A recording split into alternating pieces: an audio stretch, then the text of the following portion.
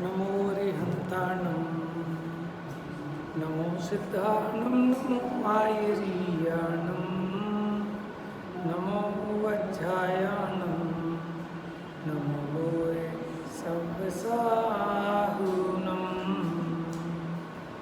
एष सुरासुरमनुषं वन्दे बन्धोदघायिकं ममलं प्रणमामि वर्धमानं तीर्थं धम्मस्य कर्तारम्।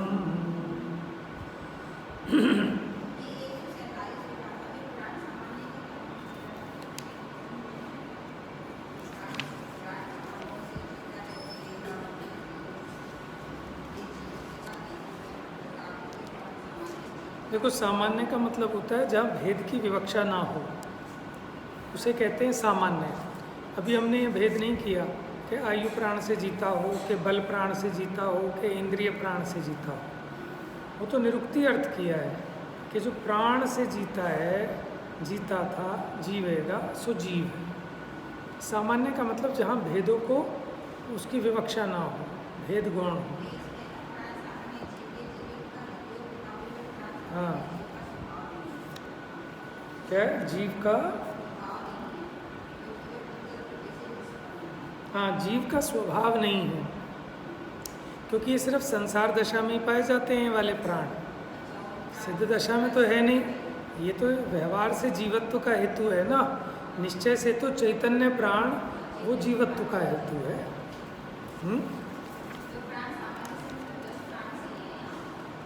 वो 10 प्राण की विवक्षा नहीं की, क्योंकि सबके 10 प्राण तो होते नहीं, एक इंद्रिय के 4 प्राण होते हैं, इसलिए उन्होंने कह दिया।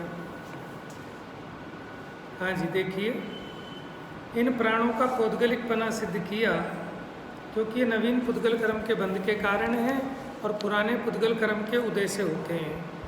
गाथा 150 तक हो गई थी, अब आ जाइए 151 पर।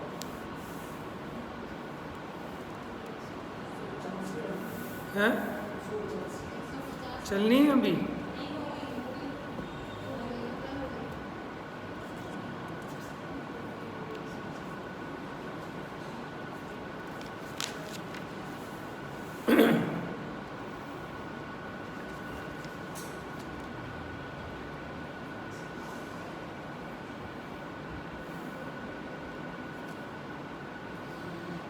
नहीं हुई।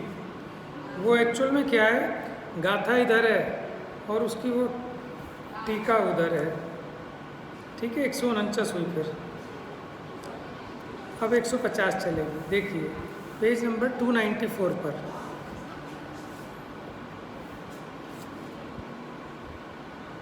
ये जो जीव को पौद्गलिक प्राण मिल रहे हैं, संसार में तो त्रिकाल कहा नहीं, संसार दशा में कोई भी जीव इन प्राणों से रहित नहीं पाया जाता। तो संसार दशा में ये जो प्राण की जो प्रवाह चल रहा है, इसकी जो संतान परंपरा चल रही है, ठीक है, उसकी प्रवृत्ति का अंतरंग हेतु क्या है? ये प्राण क्यों मिलते हैं जीव को बार बार? और जीव को इसी बात का तो डर लगता है, जैसे कोई मर गया तो पता नहीं ऐसे रोते हैं जैसे कि उसको कोई दूसरे प्राण नहीं मिलेंगे।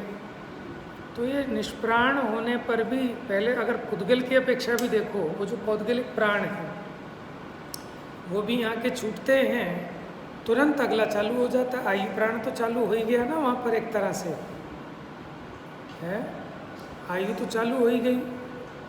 तो बिना प्राण के संसार में कोई नहीं रहता, और ये प्राण से रहित तो फिर सिद्ध होते हैं, है ना। और वो चैतन्य प्राण तो सबको है। तो हम ये कह रहे हैं कि जिसके कारण अपना जीवत्व मानता है संसार में, वो भी आप निश्चिंत रहो। ये सड़े गले पुराने ये प्राण छूटेंगे और नए प्राण आएंगे, है, कपड़ा बदलने में। और जबकि ये गारंटी है कि बढ़िया कपड़ा मिलेगा आपको। मानो आपकी साड़ी 1000 की है ना, अगर ये फट जाएगी तो आपको पक्का पता है कि आगे 2000 की मिलेगी, 5 की मिलेगी, 500 की नहीं मिलेगी। तो आप दुखी होोगे कि खुश होोगे? और अगर जो नादान बच्चे होते हैं ना, वो तो सोच के जानबूझ के फाड़ दें कि घर पे मम्मी पापा ने नई यूनिफॉर्म ला रखी है, तो पुरानी यूनिफॉर्म को जानबूझ के फाड़ देते हैं, रोते नहीं हैं।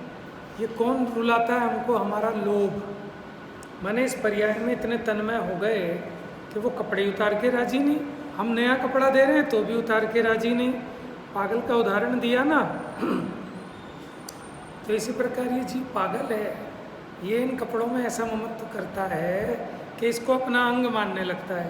तो वही टोडरमल जी ने लिखा कि जैसे इन वस्त्रों को अपना अंग समझता है, अब इसे कोई खोसे उतारे तो ये रोता है, चिल्लाता है।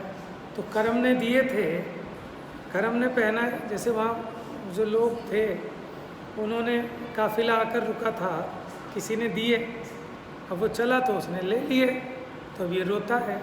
तो ऐसे कर्मों ने दिए, ठीक है, नो कर्म अधिक सब, और कर्मों ने ले लिए। तू अपनी वस्तु मान के बिना मतलब में रोता है। माने ये समझ में आना चाहिए जीव को सारा का सारा दुख अज्ञानता का है। और देखो जो होना है वो होने लायक अपनी अपनी योग्यता से होना है। हमारे चाहने से पर द्रव्य में कुछ होता नहीं है कि बच्चा पढ़ लिख जाए, कुछ इसमें अच्छे संस्कार पड़ जाए। ये सिर्फ हमारा मोह है। समझ में आया? जिनके माँ बाप नहीं होते क्या उनके बच्चे लायक नहीं बनते? और जिनके माँ बाप हैं क्या उन सबके बच्चे लायक हैं? क्या सब जिनके माता पिता अनपढ़ हैं क्या उनके बच्चे अनपढ़ होंगे? और जितने पढ़े लिखे माता पिता हैं क्या उनके बच्चे बढ़िया पढ़े लिखे बन गए क्या? बल्कि लोग कहते हैं दिया तले अंधेरा। ज़्यादातर देखने में आता है मास्टरों के बच्चे नहीं पढ़ते हैं, प्रिंसिपल के बच्चे नहीं पढ़ते। एग्जाम्पल तो सब तरह के मिलते हैं ना। तो इसलिए जीव को सोचना चाहिए, ये खामों का अपनी बुद्धि को, ठीक है, बिना मतलब के विकल्पों में, संकल्पों में, और वो जिम्मेदारी के बोझे में थकता है। थकान किस बात की है? निरंतर सुबह से रात तक संकल्प विकल्प हैं। तो इतना बोझा लेके मरेगा नहीं तो कहाँ जाएगा? नरक में जाएगा। ऐसे अर्थ ध्यान से मरेगा तो प्राण भी नहीं निकलेंगे जीव के आराम से। क्यों? कि जिम्मेदारी का बोझा इतना है। वो बोझा क्या है? इसने मान रखा है। एक एक कण कण का परिणमन उसकी स्वतंत्र योग्यता के अधीन है। कितनी टेंशन लें कि पंखा हमारे सर पे ना गिर जाए। ये पंखा हमारे, कई लोगों को होता है ऐसा फोबिया, उन्हें नींद ही नहीं आती रात को।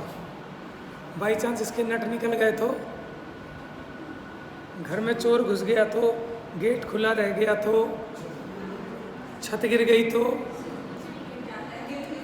है तो आपके चाहने से थोड़ी हो रहा है कुछ।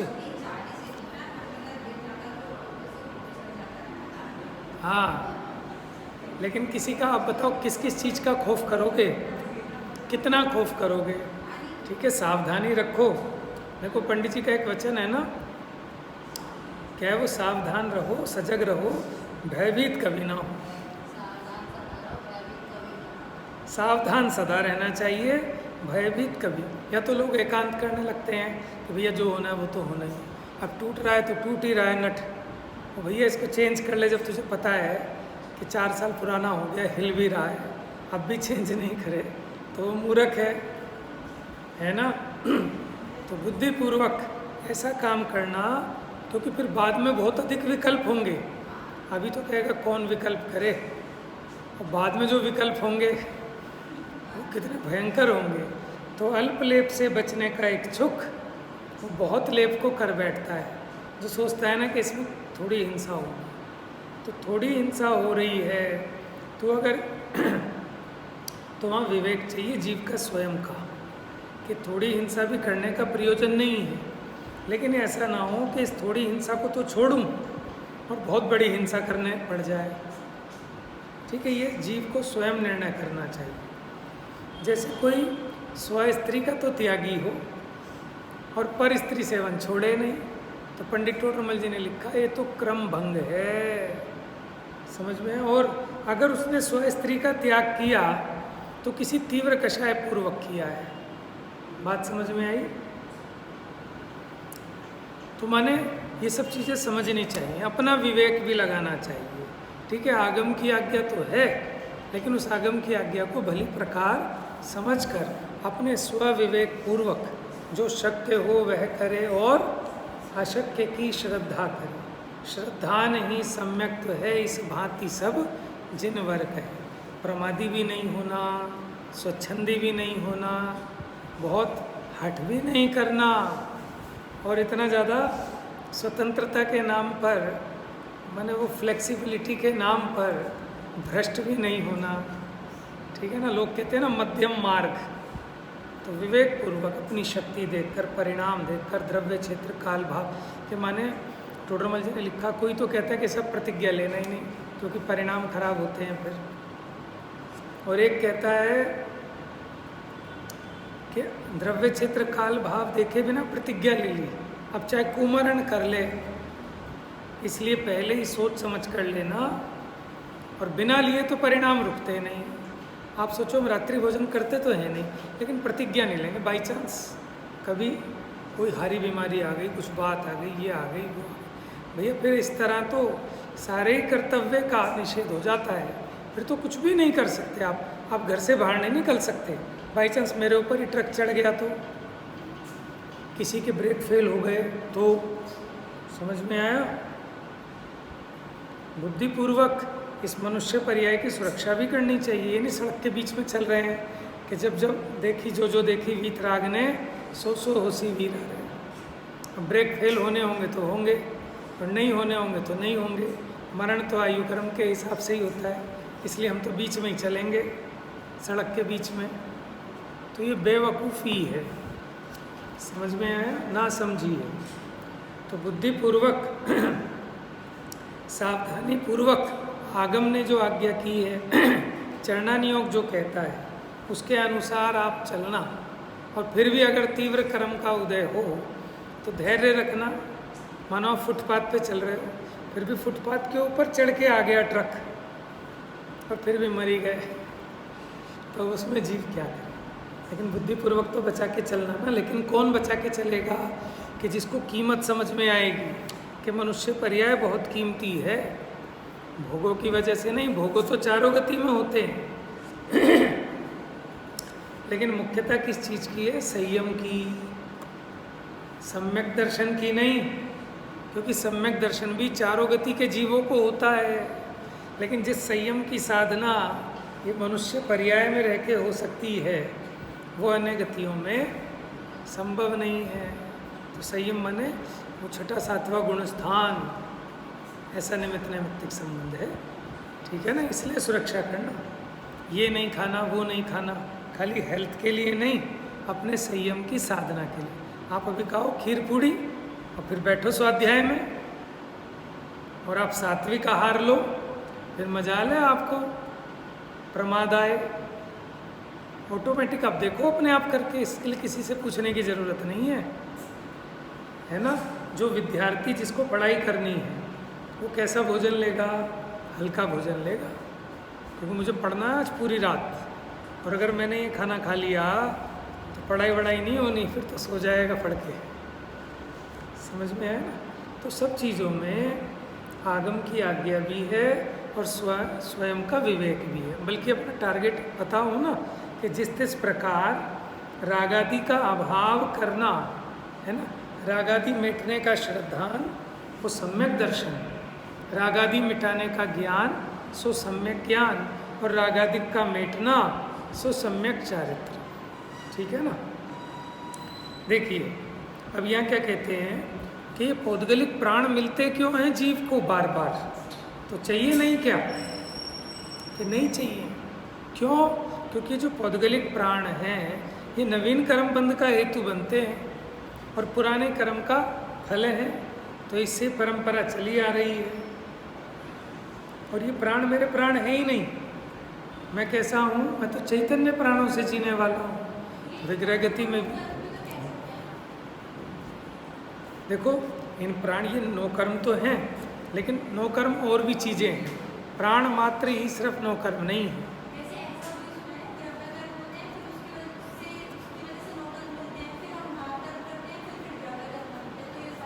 ये परंपरा चलती रहती। देखो, द्रव्य कर्म का फल जिसके माध्यम से भोगा जाए वो सब नो कर्म है। ठीक है, जैसे भी ये खंबा है, ये मेरा नौकर्म नहीं है, लेकिन मैं इसको देख देख के रोज़ कसाय करूँ, ये खंबा बीच में अड़ता है, ये खंबा बीच में अड़ता है, तो इसके निमित्त से मैं रागी द्वेषी हो रहा हूँ ना, जो कर्म के उदय का फल इसके माध्यम से भोग रहा हूँ। तो ये मैंने इसको अपना नौकर्म बना लिया।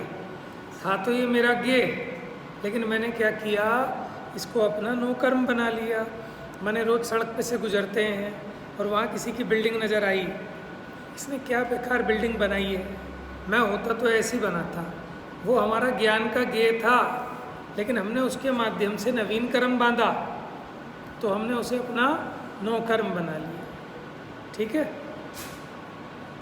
चलिए देखिए गाथा। आदा कम मलिमसो, आदा कम मलिमसो, आदा कम मलिमसो, धरे दीपाणे पुणो पुणो अण्णे,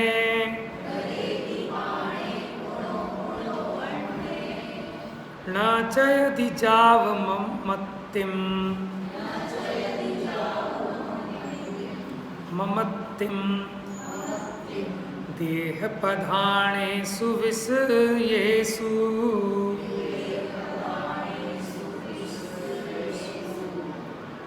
देखो आधा कम मलिमसु, यानी आत्मा कर्म, मलिमसु यानी हम मलिन आत्मा, कर्मों से मलिन आत्मा, धरेदि पाणे प्राणों को धारण करता है, पुणो पुणो अन्य, अन्य माने अन्य अन्य, पुनो पुनो माने फिर बार बार, ठीक है, प्राणों को धारण करता है।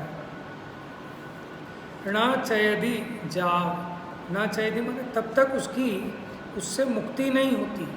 चयति माने च्युत होना, तजना, छोड़ना। कब तक नहीं छोड़ता? जाव ममत्तिम देह प्रधाने सुविषयेषु, जब तक ममत्ति माने ममत्व को नहीं छोड़ता। कैसे ममत्व को? देह प्रधान विषयों में, माने देह है प्रधान जिसमें, ऐसे विषयों में जब तक ममत्व को नहीं छोड़ता। देखो विषय माने क्या होता है? एक होता है विषय, एक होता है विषयी। ठीक है, विषय कौन है? जैसे ये जो सामने नज़र आ रहे हैं ये हमारे विषय हैं, और इनको जानने वाला मैं हो गया विषयी। कहते हैं ना सभी बहुत विषयी कसाई है, समझ में आया? तो विषय क्या होते हैं? वास्तव में तो जो ज्ञान के ज्ञेय हैं वो विषय हैं, और उनको जानने वाला ज्ञान, ज्ञायक आत्मा, वो विषयी है।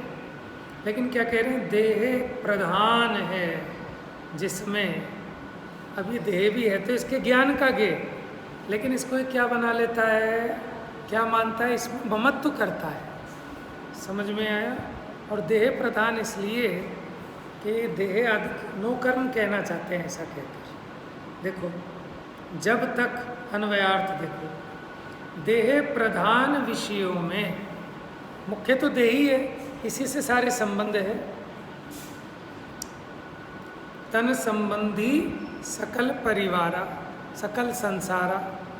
अगर ये तन के साथ जिसका एक के नहीं, तो सुततीय मित्रों से कैसे? ये पुत्र है क्योंकि मैं देह में अपनत्व कर रहा हूँ, तो इस देह से उत्पन्न हुआ वो मेरा पुत्र, इस देह में मेरा एकत्व है, इस देह को उत्पन्न कराने वाला मेरा जनक। समझ में आया? इस देह का पोषण करने वाली है, इसको रमाने वाली वो स्त्री, ठीक है, इसके अनुकूल देने वाला, इसकी सुरक्षा करने वाला वो मेरा मित्र, इसके प्रतिकूल चलने वाला वो मेरा शत्रु। तो ये सारे के सारे संबंध किससे खड़े हुए? तो इसलिए कहा देह प्रधान है जिसमें, ऐसे विषयों में जब तक ये ममत्व करता है तब तक पुनः पुनः कर्म से मलिन ऐसा आत्मा पुनः पुनः प्राणों को धारण करता है।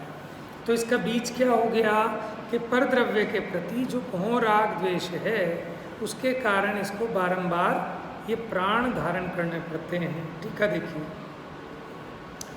जो इस आत्मा को पौद्गलिक प्राणों की संतान रूप प्रवृत्ति है, माने बारंबार ये शरीर मिल रहे हैं, उसका अंतरंग हेतु शरीर आदि का ममत्व रूप उपरक्तपना है, जिसका मूल अनादि पौद्गलिक कर्म है। देखो, ये जो जीव को रागादि भाव होते हैं, मोहादिक भाव होते हैं, इसका कारण जो पहले इसने बांधा हुआ कर्म है उसका उदय है। आज मेरे मोहनीय कर्म का उदय है और साथ में जीव मोहरूप परिणमित भी होता है। बात समझ में आ रही है? अब जब ये मोहरूप परिणमित होता है तो फिर नवीन कर्म को बांधता है। तो ये परंपरा इस प्रकार चलती है। अब इस परंपरा को तोड़ेगा कैसे? कि भेद ज्ञान से।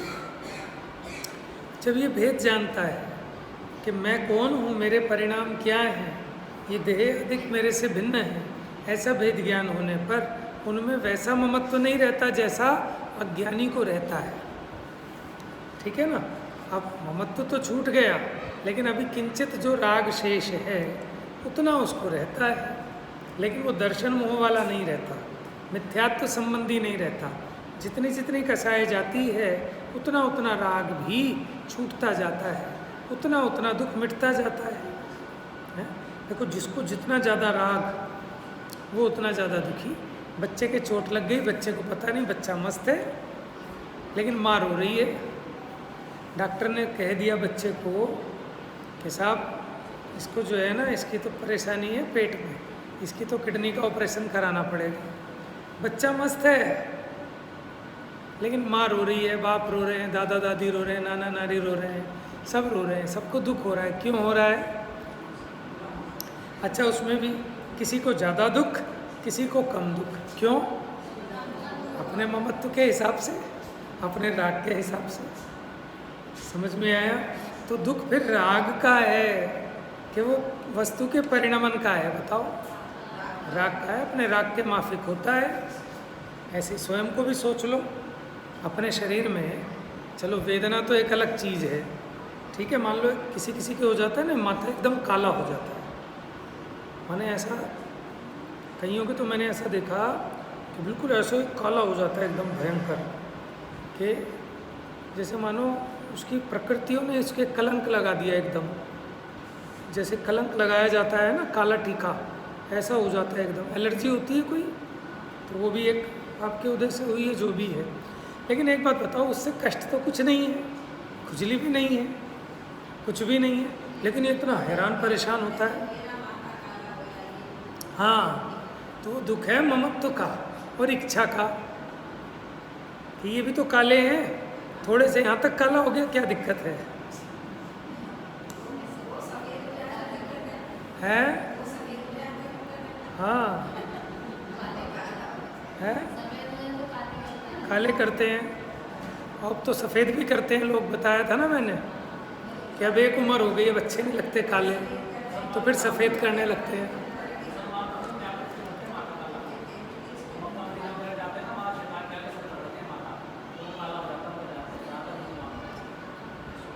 ठीक है ना? तो इसकी इच्छा के हिसाब से है, हर एक की इच्छा अलग अलग टाइप की है।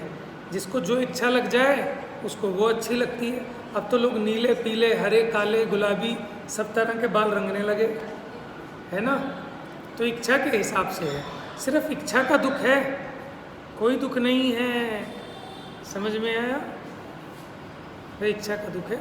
अब लोग ऑपरेशन कराने लगते हैं कि मेरा कान बड़ा है, थोड़ा छोटा कराऊंगा, नाक बड़ी है, थोड़ी छोटी कराऊंगा, थोड़ी टेढ़ी करवाऊंगा, थोड़ी मेढ़ी करवाऊंगा। अब दुख काहे का है? कोई वेदना का दुख नहीं है, लेकिन अपनी इच्छा का दुख है। अब जो इच्छा हो गई ना, उसके हिसाब से परिणाम आना चाहता है। नहीं परिणामित होए तो दुखी होए। मोटा हो गया, तुम्हें कोई परेशानी है? कि कोई परेशानी नहीं है, फिर काहे को परेशान हो रहे हो? तो मोटा हो गया, पतला होना है। अच्छा, पतले हो गए, अब कोई दिक्कत है? कि नहीं, कोई दिक्कत तो नहीं है, लेकिन अच्छा नहीं लगता। नहीं नहीं, मुझे होना पतला नहीं चाहिए। तो अपनी इच्छा से स्वयं दुखी हो रहा है। ठीक है? तो ये जो इसको ये परिणाम है मोह राग द्वेष के, ये इसके एकमात्र दुख का कारण है। और जब इसको समझ में आ जाता है कि मेरा परिणाम ही मेरे दुख का कारण है, तो फिर इस प्रकार का परिणाम उत्पन्न होना बंद हो जाता है, कम हो जाता है। अब जिसका जैसा पुरुषार्थ है, समझ में पहले आएगा, फिर वो उसका त्याग होगा, छूटेगा बाद में। और एक अपेक्षा ये भी है कि जिस समय जाना उसी समय त्याग हो गया, वो ज्ञान की अपेक्षा है। ज्ञान ही प्रत्याख्यान है, ठीक है ना, क्योंकि मान्यता में उसको अपना माना था, अब मान्यता में उसका छूट जाता है।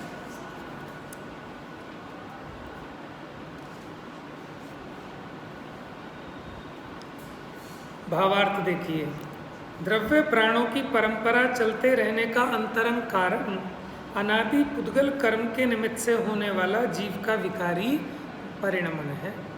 अंतरंग कारण किसको कहते हैं, बताइए। मूल नहीं, और थोड़ा सा बताओ, बताओ अंतरंग कारण किसको कहते हैं, या मैं थोड़ा सा ठीक करता हूँ इसको। अंतरंग निमित्त किसे कहते हैं बताओ, अंतरंग निमित्त। हाँ देखो क्या है कि जो नियम रूप हो उसे कहा अंतरंग निमित्त, और जो नियम रूप ना हो वो कहलाता है बाह्य निमित्त, बहिरंग निमित्त। जैसे देखो आपको गुस्सा आया, अब दो प्रकार के निमित्त हैं।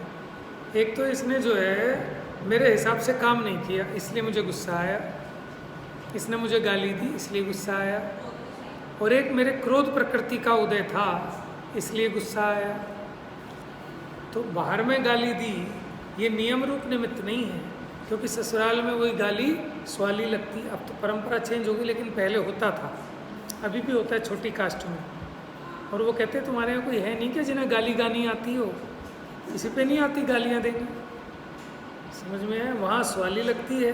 और अभी भी उसका थोड़ा सा रूप है, वो जो सालियाँ मजाक करती हैं, ठीक है, एक तरीके से तो बेइज्जती करती है उसकी, कि उसको पान में वो मिर्च मिला के खिला दी, या जो भी उसकी खिंचाई होती है वो सब उसी का रूपक है, लेकिन वहाँ वो अच्छा माना जाता है।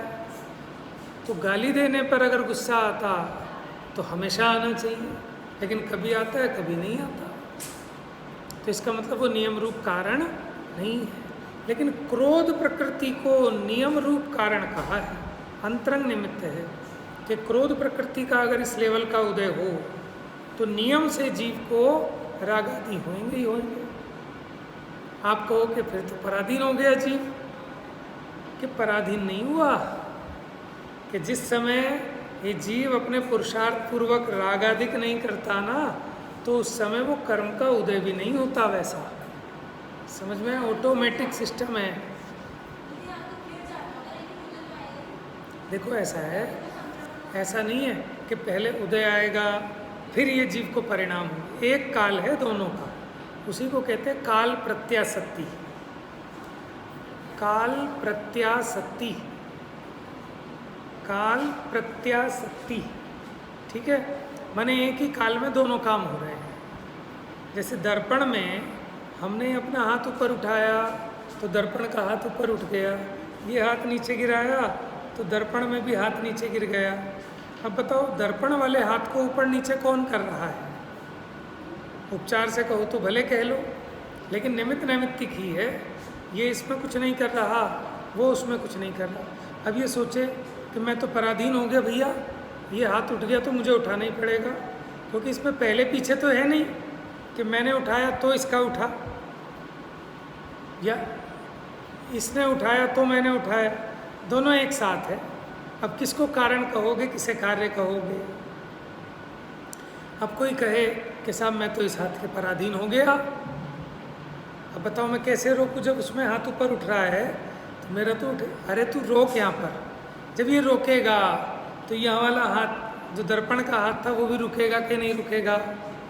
ऐसा थोड़ी होगा कि ये तो हाथ उठ गया अब मैं अपना हाथ नीचे कैसे करूं, कि ऐसा कभी नहीं होगा। नहीं तो करणानियोग का जो अकाट्य नियम है, अंतरंग निमित्त कहा, उसमें बाधा आएगी। हम ये कह रहे हैं कि जब आपके वैसे परिणाम नहीं होंगे ना, तो वैसा कर्म का उदय भी नहीं होगा ऑटोमेटिक। आपको उससे क्या परेशानी है? आप ये क्यों चाहते हो कि कर्म का तो तीव्र उदय रहे और यहाँ मेरे शांति रूप परिणमित हो? ऐसा नहीं होता। अगर आप शांत रूप परिणमित होंगे तो वहाँ कर्म का उदय भी शांत होगा।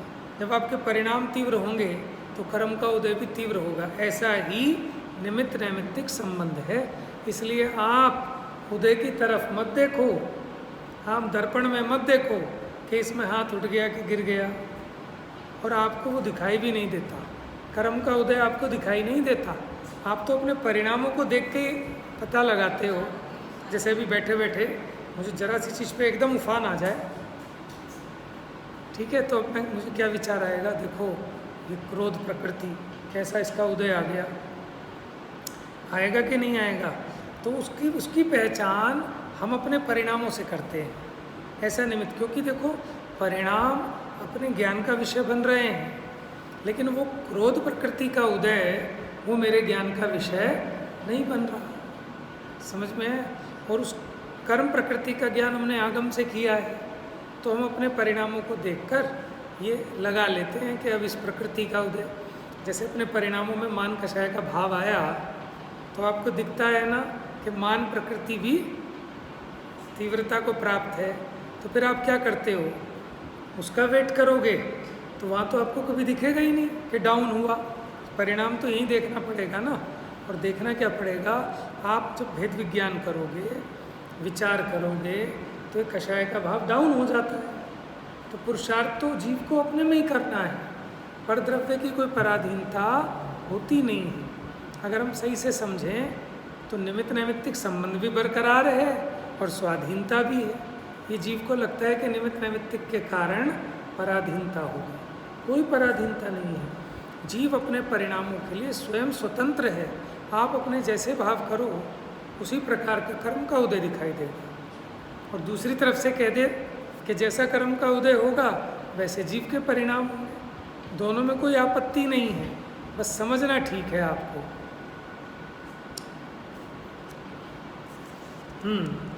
तो जब तक जीव देह आदि विषयों के ममत्व रूप विकारी परिणमन को नहीं छोड़ता, तो अपने हाथ में सारी बात है कि जब आप मोह राग द्वेष आदि विकारी परिणाम को छोड़ो, तब उसके निमित्त से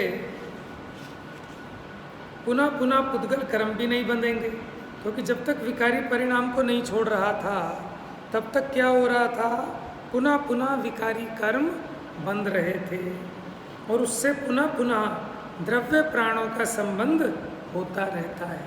तो इस प्रकार ये प्राणों की परंपरा चलती रहती है। तो इसमें मूल कारण क्या बताया, जीव का ममत्व परिणाम, और वो इसलिए बताया कि आप ममत्व परिणाम को छोड़ो तो आपको ये बार बार प्राण भी धारण नहीं करने पड़ेंगे। समझ में है, कमान अपने हाथ में है, समझ में है, पर के हाथ में नहीं है। हमारे जैन दर्शन ईश्वर को तो कर्ता नहीं कहता, लेकिन कर्मों को भी कर्ता नहीं कहता। यहाँ तो प्रत्येक वस्तु का परिणमन उसके स्वयं की योग्यता के अधीन है, तो पराधीनता कहीं भी नहीं है, पूर्ण स्वाधीनता है। ठीक है, शेष चर्चा करें। जा वाणी के ज्ञान से सूझे लो कालो।